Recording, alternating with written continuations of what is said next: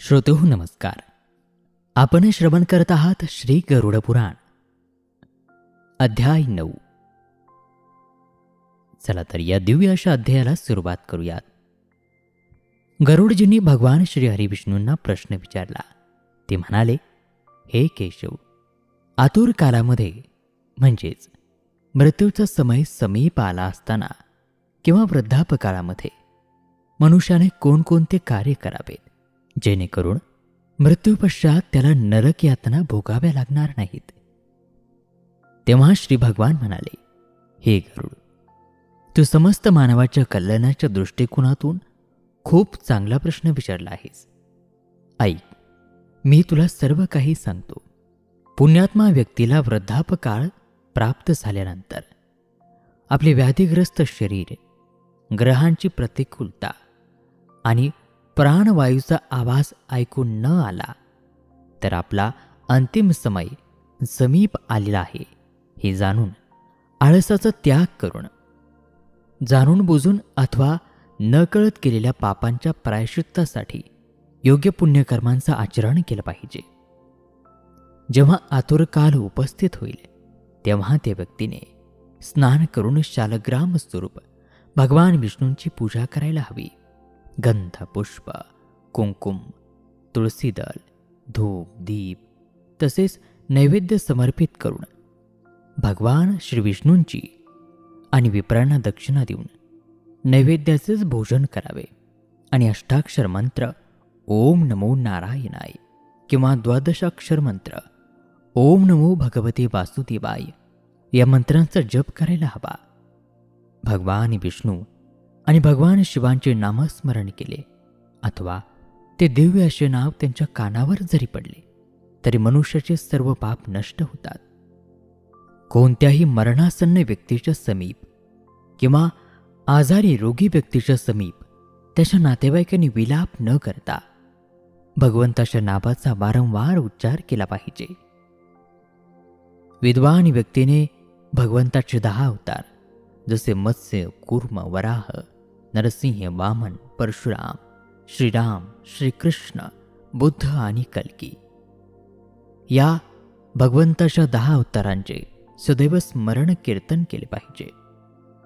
जो व्यक्ती आपल्या आजारी नातेवाईकाच्या समीप यावरील नामांचे उच्चारण करतो तोच व्यक्ती त्या व्यक्तीचा खरा बंधू असे म्हणावे. श्रीकृष्ण या मंगलमय नामाच्या उच्चाराने त्या व्यक्तीच्या करोडो पापांचा नाश होतो. मरणासन्न अवस्थेमध्ये आपला पुत्र नारायण याचे नामस्मरण करतच अजामिलाने भगवत धामाला प्राप्त केले होते. आणि म्हणून जो श्रद्धापूर्वक भगवंताचे नामस्मरण करेल त्याच्याविषयी तर काय बोलावे. ज्याचे चित्त कायम दूषित असते अशा व्यक्तीने जरी अंतिम समयी भगवंतांचे एकदा तरी नामस्मरण केले तरी त्याचे समस्त पाप नष्ट होतात. जसा अग्नी इच्छा नसतानाही जो त्याला स्पर्श करेल त्याला भस्म करतो तशाच प्रकारे. म्हणूनच हे द्विज, वासनासहित पापांचा समूळ नाश करण्याची शक्ती ही फक्त भगवंताच्या नामामध्येच आहे. पापी मनुष्य तेवढे पापच करू शकत नाही की भगवंताच्या नामाने त्या पापांचा समूळ विनाश होईल. यमदेव सुद्धा आपल्या दूतांना सांगतात, हे दूत, माझ्याजवळ त्या नास्तिकांना घेऊन या. भगवंताचे नामस्मरण करणाऱ्या त्या सच्छील मनुष्यांना माझ्याजवळ घेऊन येऊ नका, कारण मी स्वतःच अच्युत, केशव, राम, नारायण, कृष्ण, दामोदर, वासुदेव, हरी, श्रीधर, माधव, गोपिका वल्लभ, जानकी नायक, रामचंद्र यांचं भजन करतो. हे दूतांनो, जो व्यक्ती कमलनयन, हे वासुदेव, हे विष्णू, हे धरणीधर, हे अच्युत, हे शंखचक्रपाणी, आपणच माझे शरणदाता आहात असे म्हणतो त्या निष्पाप व्यक्तींना तुम्ही माझ्याजवळ आणू नका. आणि जे भक्तीपासून विमुख आहेत, नरकाचे मूळ म्हणजे गृहस्थाच्या प्रपंचामध्ये जे तृष्णेने बद्ध आहेत अशा असत्पुरुषांनाच माझ्याजवळ घेऊन या. ज्यांची जीभ भगवान विष्णूंची नामसंकीर्तन करत नाही, ज्यांचे चित्त भगवंताचे चरणाविंदाचे स्मरण करत नाही, ज्यांचं मस्तक एकदाही भगवंतांना प्रणाम करताना झुकत नाही, अशा श्रीहरी विष्णूंची आराधना आणि उपासना न करणाऱ्या असत पुरुषांनाच माझ्याजवळ घेऊन या. म्हणून हे गरुड, या जगतामध्ये मंगल स्वरूप भगवान विष्णूंच्या नामस्मरण कीर्तन कितीही महान पापाचे प्रायश्चित्त करण्यासाठी सुलभ मार्ग आहे. जो व्यक्ती अंतिम काळामध्ये नंदनंदन भगवान श्रीकृष्णांच्या मागे मागे चालेल अशा गाईला ब्राह्मणांना दान देतो, तो मांस, हाडे, रक्त इत्यादींनी परिपूर्ण अशा त्या वैतरणी नदीमध्ये अजिबात पडत नाही, किंवा जो मृत्यूसमयी श्रीकृष्णांना नंदनंदन अशा वाणीने उच्चारण करतो, तो शरीर धारण करत नाही, अर्थात तो मुक्त होतो. म्हणूनच पापांचा समूह कितीही मोठे असले तरीही त्यांना नष्ट करणारे भगवान श्री विष्णूंचे नाम, गीता आणि विष्णू सहस्रनाम यांचे पठण किंवा श्रवण करायला हवे. एकादशीचे व्रत, गीता, गंगाजल, तुलसीदल, भगवान विष्णूंचे चरणामृत आणि भगवान विष्णूंचे नाम हेच मरणकाळामध्ये प्रत्येक मनुष्याला मुक्ती देणारे उत्तम साधन आहेत. हे गरुड, जो मनुष्य अंतिम काळामध्ये थोडे तरी दान करतो आणि त्या दानाला त्याच्या पुत्राचे अनुमोदन मिळते, ते दान अक्षय दान होते. हे गरुड, परम गोपनीय आणि उत्तम फल देणाऱ्या दानाविषयी मी तुला सांगतो. जे दान दिल्याने भूलोक, पाताळ लोक आणि स्वर्गलोकातील निवासी अर्थात मनुष्य, भूत, प्रेत तसेच देवगण संतुष्ट होतात. ब्रह्मादी देवता, ऋषीगण तसेच धर्मराजाचे सर्वगण सुवर्णदानाने संतुष्ट होऊन वरदान प्राप्त करतात. म्हणूनच प्रेताच्या उद्धारासाठी स्वर्णदान करायला हवे. सुवर्णदान केल्याने जीव यमलोकाला जात नाही, त्याला स्वर्गाची प्राप्ती होते. अनेक काळापर्यंत तो सत्यलोकामध्ये निवास करतो. त्यानंतर लोकांमध्ये रूपवान, धार्मिक, वाक्पटू, श्रीमान आणि अतोल पराक्रमी असा राजा होतो. कापसाचे दान दिल्याने यमदूतापासून त्याला भीती निर्माण होत नाही. लोखंड, मीठ, कापूस, तीळ आणि स्वर्णदान केल्याने यमपुरातील निवासी चित्रगुप्त आदी संतुष्ट होतात. सप्तधान्य दान केल्याने धर्मराजपूर आणि यमपूर यातील तीनही द्वारांवर राहणारे द्वारपाल प्रसन्न होतात. जो व्यक्ती फक्त एका गोचर्मा इतकी जमीन म्हणजे ज्या जमिनीवरती एक गाय आणि एक बैल मुक्तपणे फिरू शकेल एवढी जमीन दान देतो, त्याच्या समस्त पापांचा नाश होतो. जो व्यक्ती ही भूमी विधानपूर्वक आणि सत्पात्राला देतो, तो व्यक्ती ब्रह्महत्येच्या पापापासूनही मुक्त होऊन पवित्र होतो.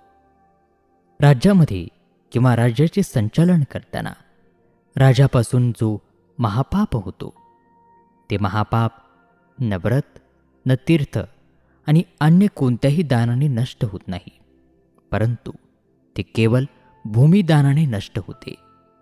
हे गरुड, अन्य दानांचे फल सीमित असते, परंतु पृथ्वी दानाचे फल, पुण्य दिवस प्रतिदिवस वाढत जाते. परंतु जे भूमिदान करू शकत नाहीत त्या व्यक्तींनी भूमिदानच्या ऐवजी गोदान करावे. हे गरुड, विशेष विधानपूर्वक वैतरणी धेनूचे दान करायला हवे. दानमध्ये दिलेली गाय मनुष्याला त्रिविध पापांपासून मुक्त करते.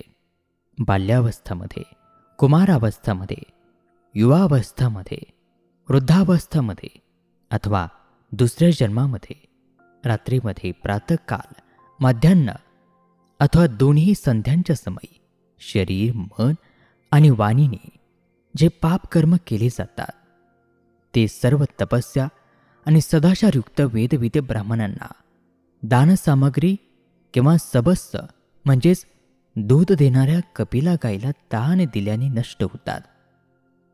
दान दिलेली ती गाय अंतिम समयी गोदान केल्यामुळे त्या व्यक्तीला संचित पापांपासून उद्धार करणारी ठरते.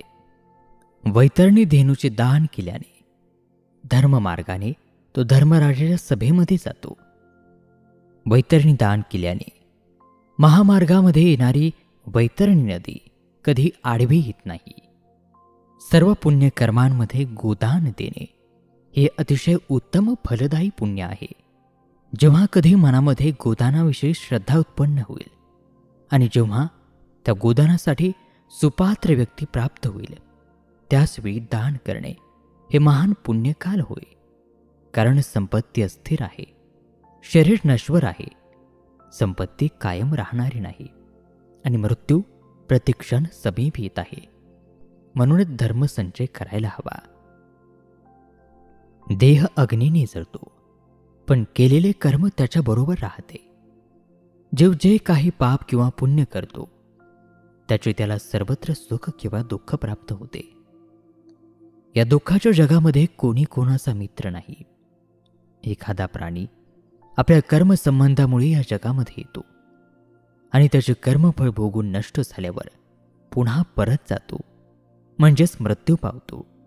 माता, पिता, पुत्र, बंधू, पत्नी इत्यादींचे परस्पर मिलन हे म्हणजे पाणवठ्यावरती जमलेल्या प्राण्यांसारखे किंवा नदीमध्ये वाहणाऱ्या कीटकांसारखे अत्यंत चंचल म्हणजे अस्थिर. कोणाचा पुत्र, कोणाचा बंधू, कोणाची पत्नी आणि कोणाची संपत्ती, या जगामध्ये कोणीही कोणाचे नाही. त्यामुळे स्वतःच्या हाताने दान करावे. जोपर्यंत संपत्ती तुमच्या अधीन आहे तोपर्यंत इतरांना दान करा. ती संपत्ती एकदा दुसऱ्याच्या ताब्यात गेली तर दान मागण्याची हिंमतही होणार नाही. पूर्वजन्मी केलेल्या प्रचंड दानामुळेच पुष्कळ धनप्राप्ती होते. म्हणून हे जाणून धर्मासाठी धन द्यावे. धर्माने संपत्ती मिळते, धर्मानेच कर्म मिळते, धर्माने मोक्ष मिळतो. म्हणून सदा सदाचार केला पाहिजे. धर्म हा श्रद्धेने साध्य होतो, पैशाने नाही. अनेक ऋषीभक्त होऊन स्वर्गातही पोहोचले आहेत. जो मनुष्य मला श्रद्धेने, भक्तिभावाने एखादे फळ किंवा पुष्प किंवा जल अर्पण करतो, त्या परमप्रिय आत्म्याकडून मला भक्तीने दिल्या त्या वस्तू मला प्राप्त होतात. म्हणून विधिविधानपूर्वक अवश्य दान करावे. थोडे असेल किंवा अधिक असेल याची काही गणता नसते. जो पुत्र धरणीवर पडलेल्या त्या आतुरकालीन पित्याच्या हातून दान करतो तो धर्मात्मा पुत्र देवतांसाठीही पूजनीय होतो. मातापित्यांच्या निमित्ताने जे धन पुत्राद्वारे सत्पात्री व्यक्तींना समर्पित केले जाते, त्यामुळेच पुत्र, त्याचा पुत्र आणि त्याचाही पुत्र या सर्व व्यक्ती पवित्र होऊन जातात. पित्याच्या उद्देशाने केलेले दान यापासून 1000 पटीने फळ प्राप्त होते. बहिणीच्यासाठी केलेले दान यातून 10,000 पट पुण्यफळ प्राप्त होते. दान करणाऱ्या व्यक्तीवर कधी संकट येत नाहीत, त्याला नरक यातना भोगावे लागत नाहीत आणि मृत्यूसमयी त्याला यमदूतांचे भय नसते. हे गरुड, जर एखाद्या व्यक्तीने लोभामुळे, अतिघाईमुळे दान केलेच नाही तर ते कंजूष पापी प्राणी त्यांच्या मृत्यूनंतर शोक करतात. आतुरकाली त्या व्यक्तीसाठी जे पुत्र, पौत्र, बंधू किंवा आप्तइष्ट दान देत नाहीत ते सर्व ब्रह्महत्यारे ठरतात, यामध्ये काहीही संशय नाही. म्हणून प्रत्येकानं दान अवश्य करायला पाहिजे.